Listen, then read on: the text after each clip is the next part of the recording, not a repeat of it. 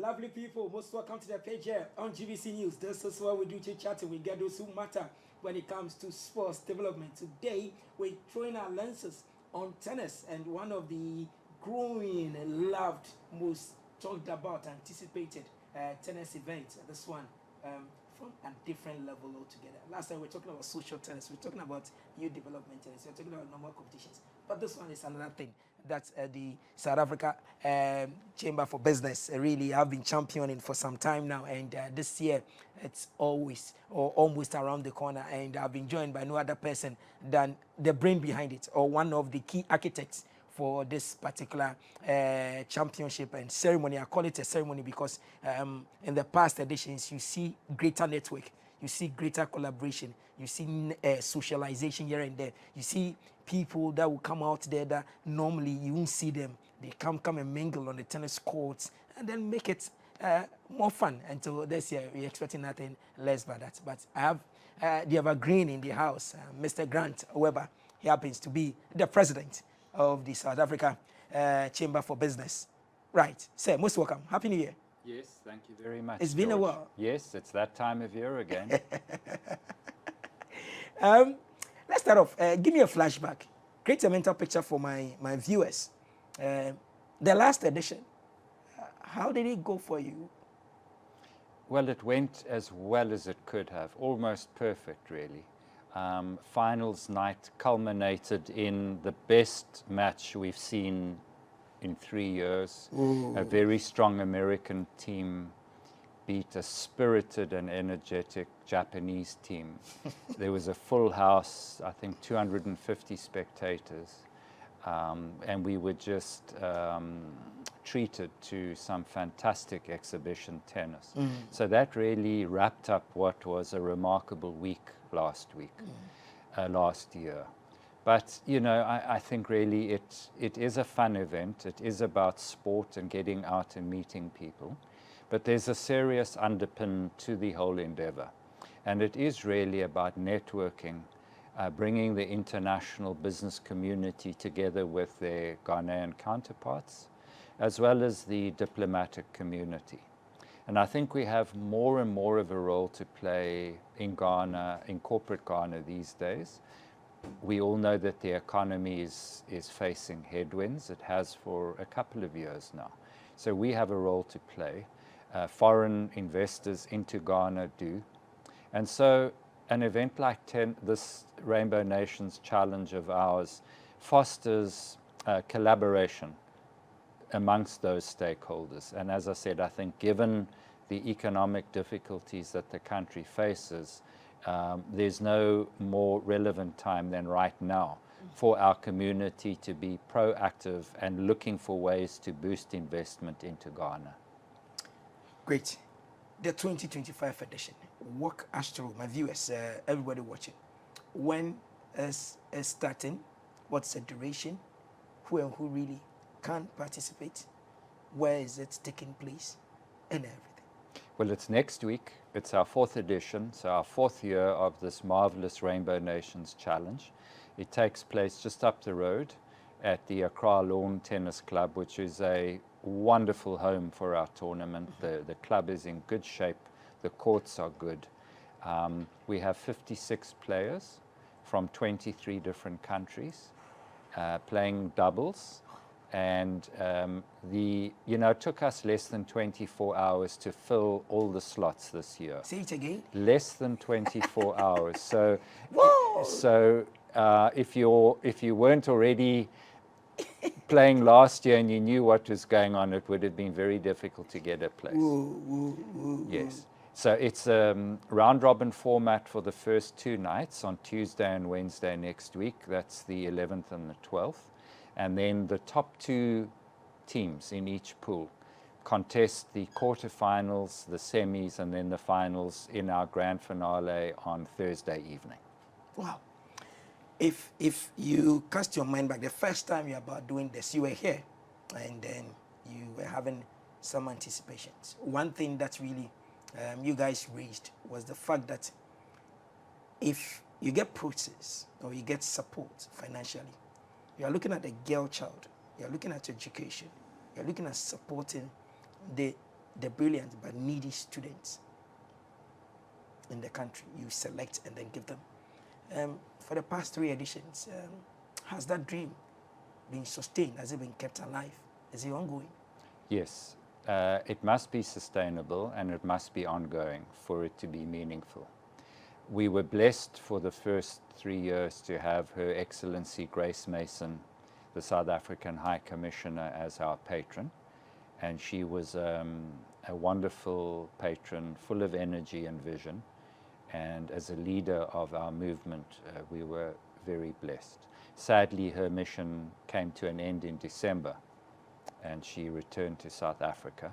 But the exciting thing is, in terms of the future, we will be unveiling our new patron next week.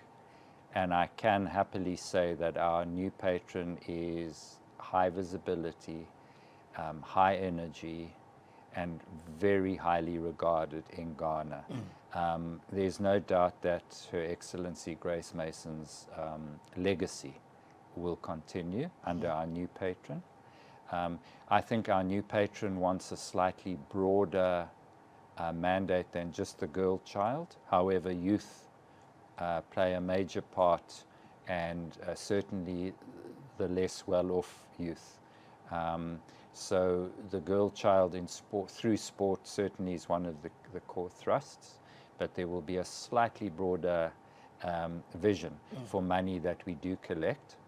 All the money next week that gets paid in by the players, every player pays their fee. Okay. Every pessoa that gets paid in will be given by way of check to our new patron for her foundation. Okay. So the players that play know that directly they have contributed to a good cause. Great.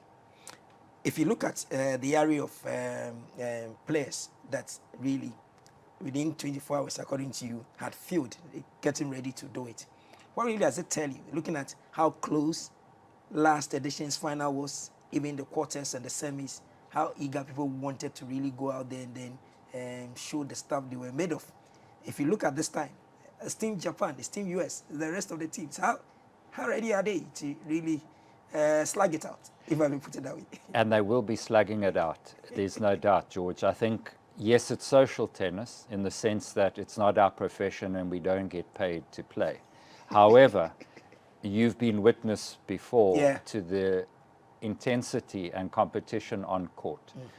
I think this is going to be the most contested, fiercely contested of the 4 years thus far. I've been out practicing with my partner for the last few weeks, and I've seen Team Mauritius, Team India, the Dutch have been there, the Ghanaian teams, of which we have 7, are out. So the Americans are very coy. They don't practice where we can watch them and spy on them. They have their own private practice sessions. But, you know, Patrick and Ishmael, who lifted the trophy last year, are fiercely competitive. There are a number of us who would love to wrestle that trophy out of their sweaty paws. But it's going to be tough. But I think between the Indians, the Americans, the Belgian team is very good this year. There are a couple of very strong Ghanaian teams too. And let's say the South Africans as well. I think come finals night, it's going to come down to whoever plays well on the night. Great. If you look at the previous atmosphere, and currently this year, it seems the Accra Lawn Tennis Club is buzzing more. It's always alive. Every weekend it's always alive. So it will trickle down. In terms of the turnout, what are you envisaging? Every year, from where I sit, the spectatorship or people that come to really come and witness it on the 4 days, every day keeps increasing. People come, they enjoy, they go, they want to come again, bring other people. So if last edition's on, you saw more than 500, 600 people coming around to just come and have a feel of the tournament. This year, what are you envisaging? Looking at how the competition is steadily growing, it has become a new hub for everything. Yes, it has gathered momentum, there's no doubt, over the years. I'm almost sure that we cannot fit another person in for finals night. If I look at last year, there was almost no space for another spectator. So unless you come and live stream it for us, so that we can have a TV audience, I think it's filled to the rafters. But certainly on the first two nights, it's the Tuesday and the Wednesday, it's a family affair. Our sponsors, our generous sponsors are there as well. They bring some of their corporate clients with them to entertain them, so that's quite a nice thing. It's more relaxed on the first two nights in terms of the audience. Of course, on court it's fierce because everyone's slugging it out to end in the top two. But, I think the awareness is off court, and it's what happens throughout the year. It's now will be 4 years of building relationships, so moving away from transaction-based interactions to real relationships, which we have built over the years, engaging in business together, which there are numerous examples of that, and I'm almost sure that you will interview some of our players next week to get their feedback on that. But the movement itself is big. It's the 3 days of the tournament and the people that are there, yes, but it's really all year round now, everything that happens in the community, the buzz, the excitement, the relationships, and I think that is where the strength of our movement lies now. If off the court, currently, yesterday, Ghana was blessed. We celebrated our Independence Day. From where are you coming from, looking at this wind of change that has blown in the country? What are the expectations from the business community, your chamber? What are your expectations? What are some of the things that you intend doing to really help the president? We heard his speech, yes, calling on everybody to come on board and let's reset. What sort of expectations do you think your client or your group are having for this government, and then even for this year, and what do you intend doing to really show up and make Ghana the great country that's always been? Firstly, we pledge our support to this government and to President Mahama. I think we owe it to the people of Ghana to be good corporate citizens and to do our bit. And if we can, more than our bit, and I think that's possible. So we do pledge our full support. We work with various government agencies as international participants in the economy here, and we have a seat at the table with those government agencies. Clearly, it's up to government to architect policy, which allows for growth, economic growth, which finds its way to all members of society, not a select few. So we pledge our support, as do all of the international chambers, quite frankly. We work very closely together with all of them. We have a lot of joint initiatives, and there's no doubt that we all want the same positive outcomes. There are lots of things we can do in terms of the South African investor community and those that might be looking afresh to come and invest in Ghana. We will be doing our bit with trade missions and investor missions either down to South Africa or those coming up here, and making sure that we provide linkages with the right people here in Ghana. And so in that regard, we play a very important role. Sadly, South Africa used to be one of the biggest investors into Ghana. But in terms of the league tables, our investment money has dried up in the last few years, and we hardly feature in a league table now. So we would like to see, as an African investor, that we are serious, taken seriously, that our money, our investor money, finds a place to get returns for its shareholders whilst doing good in the community. But as you know, investor money looks for an environment which is stable, is growing, is devoid of political uncertainty. And so if the government policies can assure that, I'm almost sure that the South African investors will look favorably on Ghana again. as we leave this sports called tennis, there are so many sports I know you love. Yes. I know you love rugby. Yes. You love soccer, normal soccer. You love cricket. So many sports you love. You love swimming, everything.